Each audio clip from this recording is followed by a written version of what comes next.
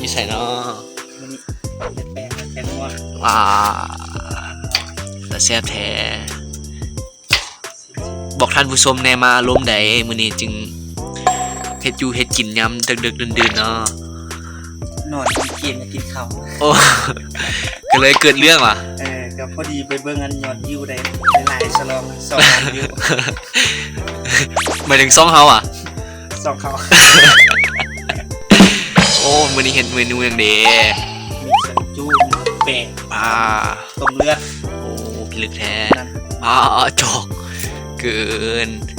เดี๋ยวพาไปเบิ่งเมนูเนาะ แกะข้าว เออ แกะข้าว โอเคเพิ่นเมนูอย่างนี้ มันมาสิมาเป็ดเลยมาก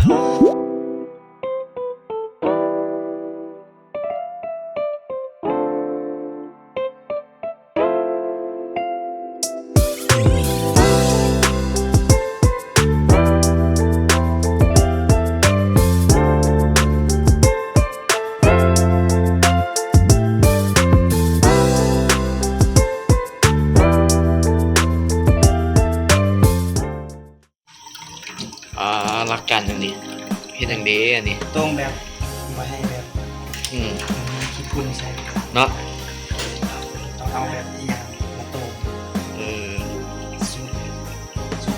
สูตรเรา สิบบ่เท่า โมเมนต์จุดข้างสูตรบ่ไร สิบบ่ไรติดใจเพิ่นเนาะ FC เพิ่นว่าซั่น ที่บ่ไร เบิ่งยามใดก็ได้ยุ่งเวียกยุ่งงานได้มาเฮ็ดเองว่ะ ทันเบิ่งบ่ไรเลยครับ2 โมงก็ตื่นมาลุกกินข้าวเลยคิดบ่ไรแซ่บๆมัน เห็นเบิ่งแล้วยังหิวเทื่อนั้นเนาะเมนูหยังอันนี้เนี่ยเช็ดเมนูหยังนี่ ต้ม ฮะ ต้มเลือด เห็ดต้มเลือดอีกพี่ลึกแท้มีไซโอ้เซฟพี่ลึกแท้ได้ฝีมือมาจากไสเนาะ ประสบการณ์ล้วน ประสบการณ์เอาได้เลยยังโสดบ่เนาะเฮ็ดกินแซ่บเนาะโสดบ่โสดเนาะโอ้ ๆแต่อยู่กันได้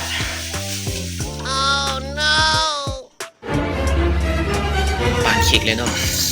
เค้ก เค้กกินเบิดบ่เนาะหลายปานนี้ บ่ใส่เบิดจะเอาไว้ก่อนเด้อ ป่าไว้เฮ็ดหยังเนาะ ไม่ต้องต้องใส่กระเพาะขอบคุณแบบว่า แซ่บแฮงบ่เนาะ ซีดซีด แบบเซฟปาดเป็นเหลี่ยมเลยเนาะเป็นวุ้นเลยว่ะ เป็นลูกเต่า อ่า ตอนลูกเต่าเลย สำนานอีหลีเซฟผู้นี้ ต้มมาแต่ญี่ปุ่นนี่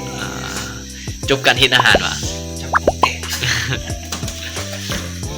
แล้วก็มีชิม นี่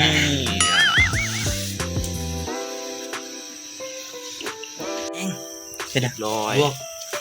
อันนี้สูตรเจลของไผ่เนาะสูตรเจลมีอย่างแน่เนาะบอกท่านผู้ชมแน่สูตรเจล มีข้าวผัดซีไข่ เดี๋ยว ว่า ครบสุดเลยว่ะ แก้วมึงที่ใส่นี่กัน ตะย่านไทยตะย่านไทยแก้ว โอ้ยย่านอย่างหวานร้านเจล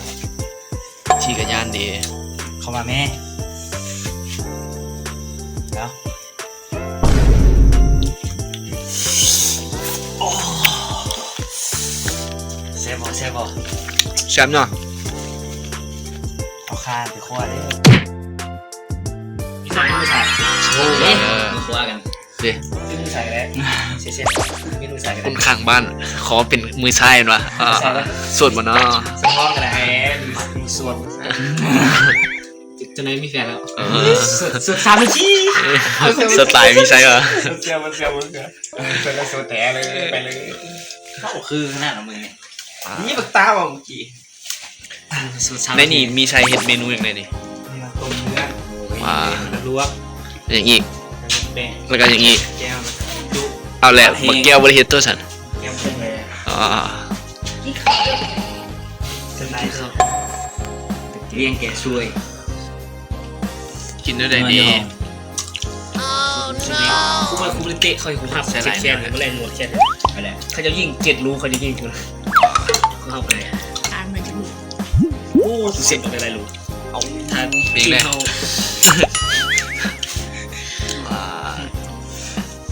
เชื่ออะไรอยู่อ่ะ แซ่บบ่เนาะ ฝีมือแกวทองแชมป์มันเสื่อนฟ้าลิ้นขอโทษ อ้าวมื่อนี้คือบุกขม ฟันให้กินเนาะ ไอ้มีใส่เน่อันนี้มีใส่เน่ ถ้าเราข้าวนี่แบบคอยถึงเลย มาเที่ยว ถ้าเราข้าวมันจิ้ม กินว่า จอกนึงจอกนึง เด็กชนะนี่ตา เรื่องเจือนเขาอะ ให้เบาตา ผู้ ดิ จืดอะไรผู้จืดข้าวเลยจำก็เรื่อง ปลาสุดใหญ่วันนี้ จะให้ คำละ50,000นี่เนี่ยคันผู้สาวป้อนนี่นะ50,000โอ้ไม่ละ พวก ใส่เผ็ดอีกเพิ่นว่า ไทยมีใส่ โดนเกิน กินข้าว ค่อย วันแล้วซะ ๆเขาให้กึ้งค่อยๆเขาจะไม่ให้ เด็ด กึ้ง เด็ดเด็ด เขาให้กึ้งมันจะค่อยๆหา เอาว่าเท่าที่ฉันอยาก ใช่ เอาเลยอ่า แก้วสองข้าวกิน บอยอก หาเอาเลย ปลา ให้มีใส่ เล น้ ยอย่างนี้ ำให้มีใส่น้ บ้ากินเลือด อันนี้อันนี้มีอย่างนี้ ไม่ให้ชูแปลก ำเนื้อตัวกระตึ้งก็ อุ้ยเนาะ ใส่ซีนี่ มันขึ้น กินเลย น้ำอ่ะ เป็นยังไง วับโอ้ ยากกว่า มีใส่ เตาไฟเลย หักแพงกันเกินมีใส่หักแพง